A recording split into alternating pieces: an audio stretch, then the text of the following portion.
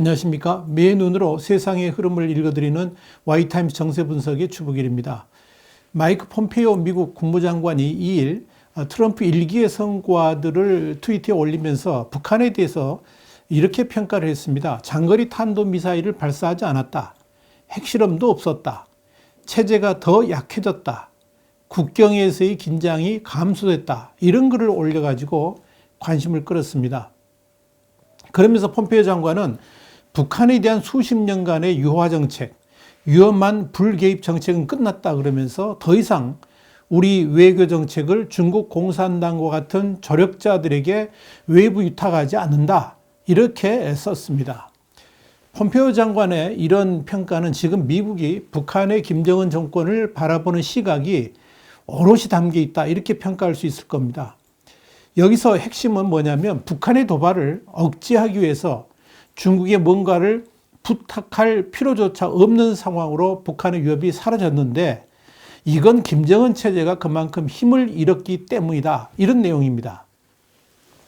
이걸 다른 시각으로 보자 그러면 현재 북한의 상황은 뭔가를 도발할 정도로 강력한 힘을 가진 것이 아니고 오히려 체제의 위험을 걱정해야 될 처지로 몰렸다는 것을 보여줍니다.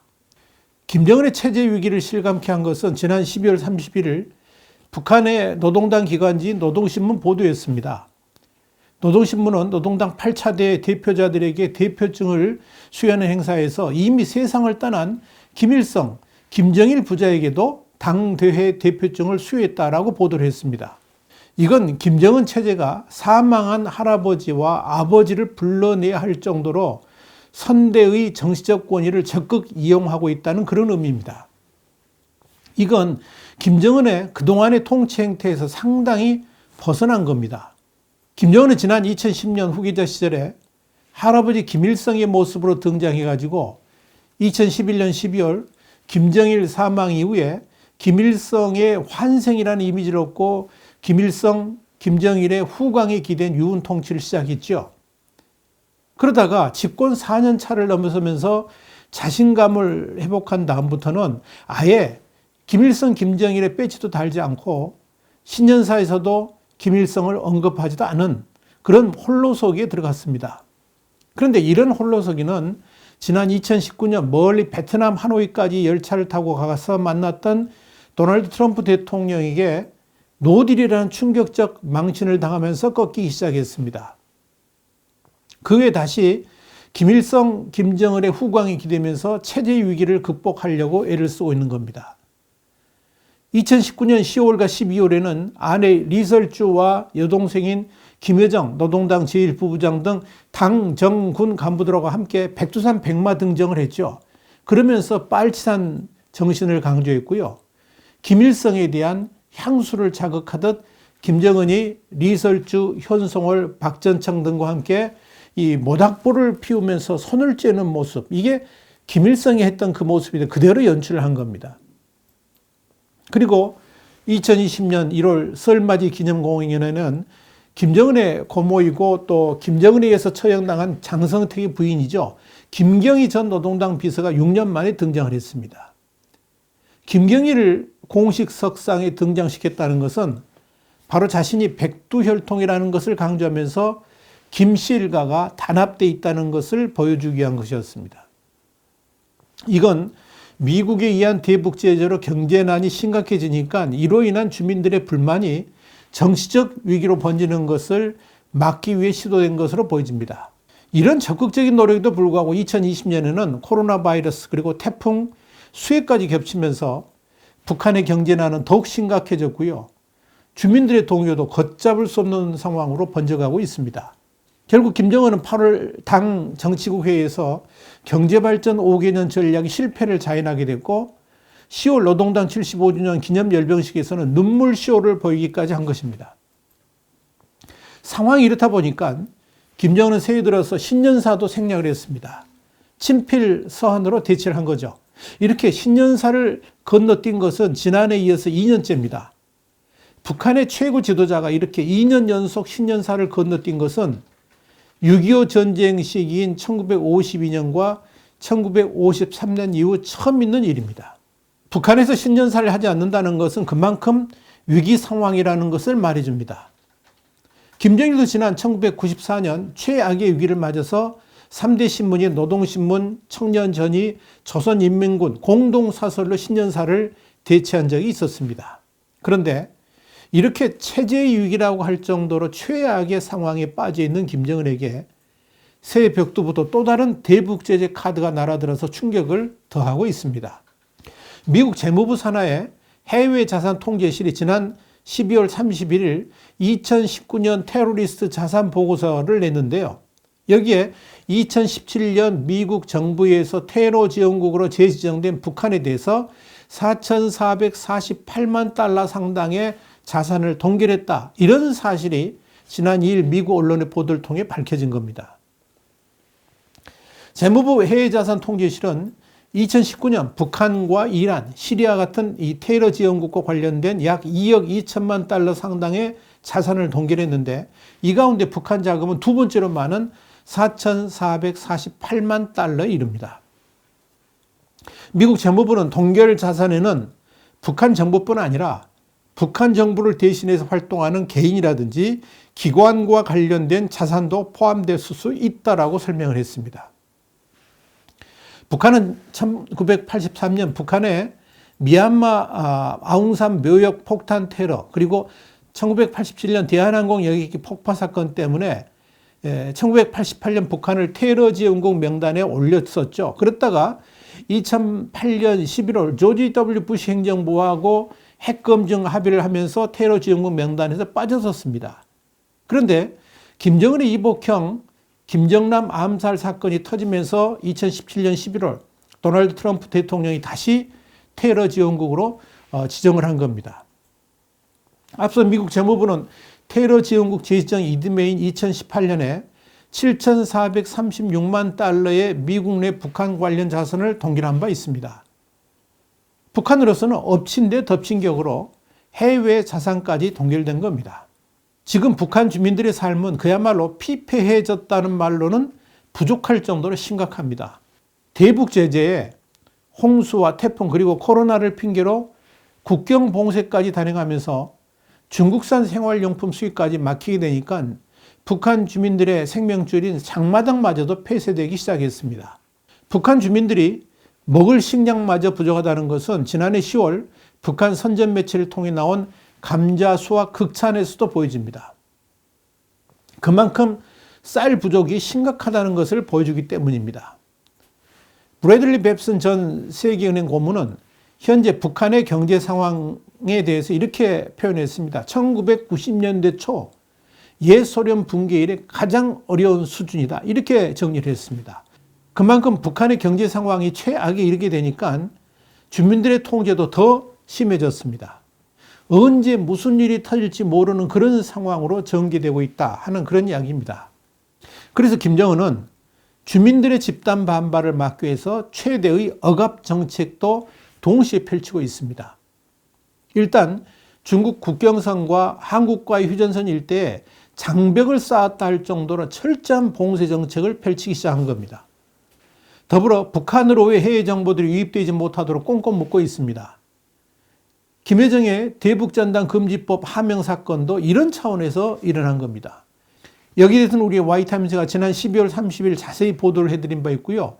유튜브 동영상은 641회차에 자세하게 나와 있습니다.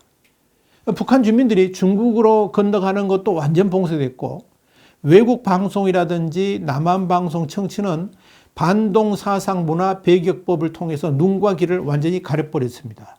체제 내부의 혼돈이 외부에 전해지는 것에 대한 두려움 때문에 외교관들과 국제기구 직원들은 코로나19 확산 억제라는 명목 때문에 대부분 북한을 떠나야 됐습니다. 현재 상황에서 북한이 스스로 처한 고립에서 벗어나려면 계기가 있어야 됩니다. 북한은 이를 코로나 백신에서 찾고 있는 것 같이 보입니다. 브래들리 뱁슨 전 세계은행 고문도 국경을 열고 경제 활동을 재개하기 위한 자신감을 얻으려면 코로나 백신이 있어야 되는데 북한은 백신 확보 순위에서 뒤처질 것이라고 지적을 했습니다. 그래서 북한은 지금 해킹 같은 온갖 수단을 다 동원해 가지고 백신 확보에 열을 올리고 있습니다. 실제로 북한 보건성과 예무부 관리들은 만사를 제쳐두고 백신 확보에 주력하라는 명령을 받았고요. 해킹 등을 통해서 실제로 북한 내부에서 백신 연구가 진행되고 있다는 정보도 흘러나왔습니다. 북한의 이런 흐름을 전반적으로 봤을 때 개혁개방파가 아니라 김일성, 김정일을 결사옹이했던 과거 회기 수구 세력이 득세했다는 것을 보여줍니다. 그래서 다시 나온 것이 자력갱생입니다. 물론 자력갱생은 모든 것이 다 막힌 북한 체제에서 어쩔 수 없는 선택이긴 합니다만은 외부와의 완벽한 차단을 통해서 우리끼리 자력갱생하자는 아주 위험한 도박을 지금 북한 내 수구 세력들이 주도하고 있다. 그런 의미입니다. 자, 이런 관점에서 2021년은 북한에게 있어서 최대의 위기를 맞게 되지 않을까 이렇게 보여집니다. 북한이 스스로 토굴 속으로 들어간 데다가 미국 또한 북한과의 대화를 결코 서두르지 않을 것이기 때문에 그렇습니다. 폼페이오 장관이 올린 트윗에서 나타난 것 같이 미국은 지금 북한 체제가 훅 불면 꺼질 수도 있는 그런 상황으로 몰리고 있다고 판단하고 있는 겁니다. 이런 상황에서 예측할 수 있는 건 두 가지입니다. 첫째는 북한 붕괴를 막기 위한 김정은의 유화적 변신입니다. 이게 첫 번째인데요. 그러니까 김정은이 다시 개방의 길로 대문을 활짝 열고 나가는 겁니다. 이건 김정은 입장에서는 어쩔 수 없는 선택이 될 수도 있을 겁니다. 문을 열지 않고서는 북한의 생존 자체가 불가능해지니까 그렇게 정권이 무너지는 것보다는 일단 외국의 지원과 협력을 통해서 체제를 연명해 보자는 심산에서 그렇게 국경 개방의 길로 갈 수도 있다는 이야기입니다. 그러나 이런 방식은 거의 실현 가능성이 낮아 보입니다. 명분이 없기 때문입니다. 더불어 코로나 바이러스에 대한 두려움도 있고 외부 세계의 그런 전면적 개방을 통해서 김정은 세력이 통제할 수 없는 정보 유입 등을 통해서 그야말로 더 심각한 정권의 위기가 올 수도 있기 때문에 그런 겁니다. 또 하나, 국경을 연다는 것은 물건을 사올 수 있는 재정이 있어야만 되는 겁니다. 그런데 지금 북한은 외환 보유고가 바닥이 났습니다. 중국 회관 총수에 따르면 지난해 11월 북한의 중국 수출은 260만 달러입니다. 이 가운데 북중 합작 수력발전소의 전기 수출을 제외하면 실제 수출액은 화장품과 비누 같은 112만 달러, 우리나라 돈은 12억 원 정도에 불과합니다. 우리나라 조그만 기업만큼도 못하다 이 말이죠. 그만큼 외환 수입 자체가 사라졌다는 겁니다. 그러니까 국경을 열어도 물건을 사올 수 있는 돈이 없습니다. 그러니 차라리 국경을 봉쇄하면서 외환 지출을 최대한 억제하고 자력갱생을 기치로 최대한 시간을 벌어보겠다는 속셈일 겁니다. 그래서 국경 개방은 사실상 성사되기 어려운 카드다 하는 이야기입니다. 두 번째는 김정일이 선택할 수 있는 또 하나의 방법이 뭐냐면은 대남 도발 및 대미 도발을 통해서 국면 전환을 하는 겁니다. 아마도 3월에 한미연합 군사훈련을 핑계로 해가지고 대남 도발을 할 가능성이 충분히 있습니다. 북한은 문재인 정부의 북한 달래기도 불구하고 남한에 대한 적개심을 불러일으키면서 도발 명분을 쌓고 있죠. 여기서 우리가 잊지 말아야 될 게 하나 있는데요. 지난해 6월 북한군 총참모부가 발표했다가 보류한 4가지 군사조치, 이거 잊어서는 안 됩니다. 금강산 관광지구하고 개성공단의 연대급 부대 배치, 비무장지대 지피 환원, 전방 경계근무 격상, 이런 것들이 바로 그 4가지입니다. 대남 도발은 대미 도발보다 김정은에게는 부담이 별로 없습니다. 그동안 북한이 남북 연락사무소를 폭파하고 각종 단거리 미사일을 발사해도, 심지어 해수부 공무원을 사살해도 남한 정부가 그럼에도 불구하고 북한 눈치 보면서 특별하게 대응을 한 적이 없기 때문에 그런 거죠. 그래서 신형 단거리 미사일 발사라든지 실전 배치, 또 국경에서의 국지적 도발을 할 가능성이 충분히 있습니다. 문제는 그렇게 대남 도발을 한들 특별히 얻을 수 있는 것이 별로 없다는 데 있습니다. 물론 문재인 정권이야 북한을 달래기 위한 물자 지원 카드를 꺼내들 수 있겠습니다만은 유엔의 대북 제재에 막혀서 북한이 진짜 원하는 것을 얻기는 사실상 불가능할 겁니다. 대미 도발로는 핵실험 재개라든지 중장거리 미사일 시험 발사, 핵무기 모의 훈련, 뭐 이런 것들이 예상됩니다. 그런 도발로 전 세계적 이목을 끌면서 대타협을 모색할 가능성이 있다는 겁니다. 그런데 대미 도발이 가진 위험성도 있습니다. 미국의 태도가 예전 같지 않기 때문에 그렇습니다. 미군의 전략 자산들이 1월 들어 급증하고 있는 데다가 언제든지 북한에 대해서 무력 행사를 할 수 있는 준비들을 하고 있기 때문입니다. 북한을 향한 정찰도 거의 매일 이루어지고 있습니다. 한마디로 꼼짝 마라입니다. 심지어 미국은 북한의 지하시설을 파괴하는 데 가장 적합한 무기로 꼽히는 저위력 전술핵의 실전 배치를 끝냈습니다. 미국의 핵무기를 관리하는 국가핵안보국은 지난 12월 28일 의회에 제출한 연례보고서에서 2020 해견연도에 W76-2 조립을 완수했고 전량을 해군에 인도했다라고 적었습니다. 2020 해견연도가 2019년 10월 1일부터 지난 2020년 9월 30일까지라는 점을 감안한다 그러면 이미 실전 배치를 마쳤다는 의미죠. 자칫 어설프게 도발했다가는 진짜로 김정은 정권의 전복으로 이어질 수도 있습니다. 그래서 김정은은 선택할 카드가 사실상 없습니다. 이것이 김정은의 딜레마입니다. 김정은은 2021년으로 집권 10년 차를 맞습니다. 1월 8일은 자신의 37살 생일이기도 합니다. 아마 제8차 당대 기간 중에 자신의 생일을 맞을 가능성이 높습니다. 그러나 당대회에서 김정은이 북한 인민들에게 제시할 카드는 사실상 거의 없습니다. 김정은은 7차 당대회 직전에도 휴양한 설계도를 펼쳐 보이겠다라고 호기를 부렸습니다만 속빈 강정이었습니다. 그런데 올해 8차 당대회는 상황이 또 다릅니다. 지난 8월 노동당 전원회의에서 7차 당대회 말 5개년 경제전략의 완전한 실패를 인정했고 10월 10일 열병식에서는 눈물까지 흘려가면서 8차 당대회에서 인민들에게 뭔가 희망찬 비전을 보여주겠다고 약속까지 한 터이기 때문에 그렇습니다. 지금 북한 상황은 1호 사업마저도 좌초될 정도로 최악입니다. 10월까지 완공하겠다는 평양종합병원도 소리 없이 사라졌고요. 원산의 갈마해안 관광지구도 아직 골조만 완성했을 뿐 썰렁합니다. 지난 5월 테이프 커팅을 했던 순천 인비료 공장도 가동이 중단됐습니다. 이런 상황에서 김정은이 북한 인민들에게 뭘 약속할 수 있겠습니까? 아무것도 없습니다. 그래서 2021년은 김정은에게 최대의 위기의 해가 될 것으로 보입니다.